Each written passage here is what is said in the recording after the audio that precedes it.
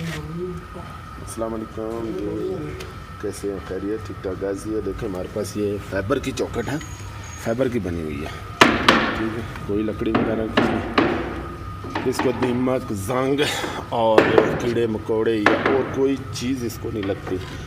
आप इसमें धूप में लगाएं, बारिश में लगाएं, जहाँ पानी वाली जगह, नमी वाली जगह, जहाँ मर्जी लगाएं, ये वाली चौखट ख़राब होने वाली नहीं है।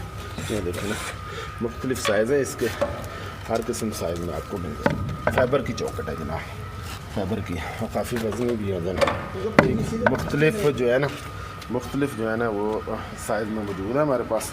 तो जिस भाई को चाहिए लगवानी हो किसी ने, तो आप हमसे रब्ता भी कर सकते हैं।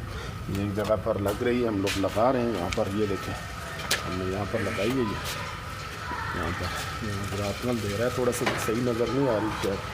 ये देखें, ठीक है जी, अच्छा हो गई।